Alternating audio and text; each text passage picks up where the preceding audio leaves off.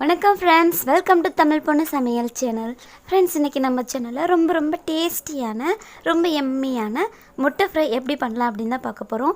இது உண்மையாலுமே அவ்வளோ டேஸ்ட்டாக இருக்கும். கண்டிப்பாக ட்ரை பண்ணி பாருங்கள்.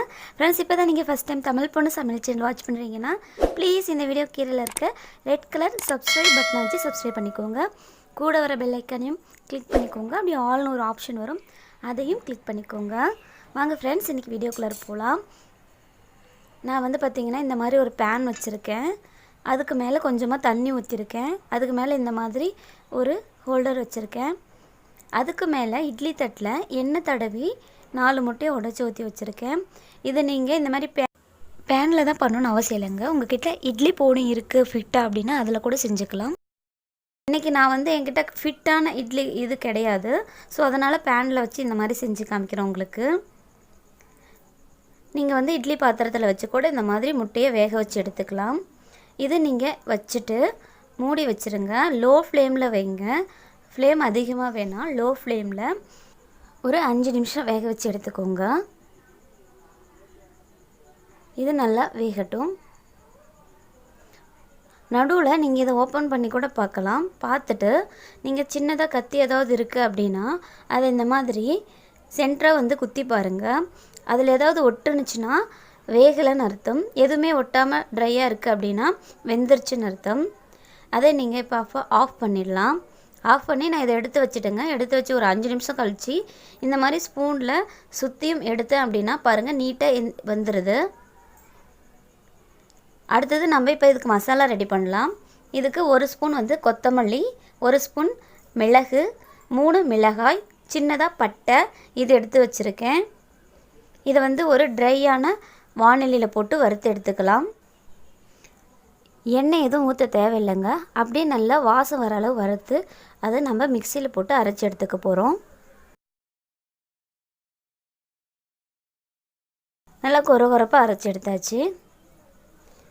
இப்போ அடுத்தது நம்ம மசாலா ரெடி பண்ண போகிறோம். ஒரு வாணலி வச்சுக்கோங்க. வாணலி காஞ்சதும் ஒரு 3 ஸ்பூன் எண்ணெய் ஊற்றிக்கோங்க. எண்ணெய் காஞ்சதும் அதில் இஞ்சி பூண்டு பேஸ்ட் 1 ஸ்பூன் போட்டுக்கலாம். அது ஓரளவு நல்லா பச்சை வாசம் போக வணக்கிக்கலாம். அடுத்தது பொடியாக கட் பண்ணி வச்ச ஒரு பெரிய வெங்காயம், அதையும் இதோடு சேர்த்துக்கலாம். இது ரெண்டையும் சேர்த்த பின்னாடி வெங்காயம் நல்லா பொன்னிறமாக செவக்கிற அளவு நல்லா வணக்கி விடுங்க. கலர் சேஞ்ச் ஆகணும், நல்லா பொன்னிறமாக ஆகணும்.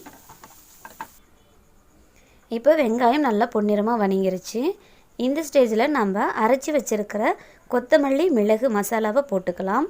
1/2 ஸ்பூன் மஞ்சள் தூள் ஆட் பண்ணிக்கோங்க. 1/2 ஸ்பூன் காஷ்மீரி மிளகாய் தூள் ஆட் பண்ணிக்கோங்க.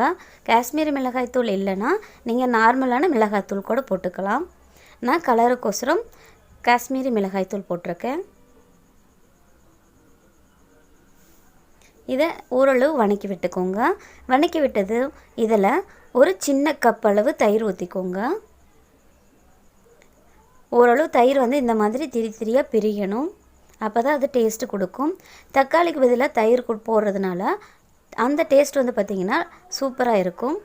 இப்போ இந்த டிஷ்ஷுக்கு தேவையான அளவு உப்பு போட்டுக்கலாம். நீங்கள் தயிருக்கு பதிலாக தக்காளியும் போட்டுக்கலாம், ஆனால் அதை விட இது ரொம்ப டேஸ்ட்டாக இருக்கும். இப்போ ஓரளவு வணக்கி விட்ட பின்னாடி நாம் ரெடி பண்ணி வச்சுருக்க முட்டையை இதோடு சேர்த்துக்கலாம். முட்டை பாருங்கள், அப்படியே கையில் தூக்குனாவே வரும், நல்லாவே வெந்திருக்கிறதுனால. இப்போ நம்ம போட்டு வச்சுருக்க மசாலாவோட இந்த முட்டையை நல்லா கலந்துக்க போகிறோம். நல்லா கலந்து விடுங்க. நல்லா கலந்து விட்டுட்டு இதை மூடி போட்டு ஒரு 2 நிமிஷம் லோ ஃப்ளேமில் வேக வச்சு எடுத்துக்கோங்க. ஃப்ளேம் இன்க்ரீஸ் பண்ண வேணாம், லோ ஃப்ளேமில் அப்படியே 2 நிமிஷம் மூடி வச்சு எடுத்துக்கோங்க. மசாலாவுக்கு முட்டைக்குள்ளார நல்லா இறங்கிடும். அவ்வளோதான் ஃப்ரெண்ட்ஸ், நம்மளோட முட்டை மசாலா ஃப்ரை ரெடி ஆகிடுச்சு. ரொம்ப டேஸ்டியான ரொம்ப எம்மியான இந்த மசாலா ஃப்ரை நீங்கள் ஒரே ஒரு டைம் ட்ரை பண்ணி பாருங்கள். அப்புறம் அடிக்கடி செஞ்சு சாப்பிடுவீங்க, அவ்வளோ டேஸ்ட்டாக இருக்கும். என்ன ஃப்ரெண்ட்ஸ், என்னோட இந்த பதிவு உங்களுக்கு பிடிச்சிருக்குன்னு நினைக்கிறேன். பிடிச்சிருக்குன்னா மறக்காமல் தமிழ் பொண்ணு சமையல் சேனலை சப்ஸ்கிரைப் பண்ணி வச்சுக்கோங்க. கூட பெல் ஐக்கானையும் மறந்துடாமல் கிளிக் பண்ணிக்கோங்க. ஃப்ரெண்ட்ஸ், உங்கள் சர்க்கிளில் யாராவது இந்த ஃப்ரை செஞ்சு சாப்பிட்ணுன்னு நீங்கள் நினச்சிங்கன்னா அவங்களுக்கு இந்த லிங்க்கை மறக்காமல் ஷேர் பண்ணிடுங்க. Thank you friends. அடுத்த வீடியோவில் மீட் பண்ணலாம். பாய்.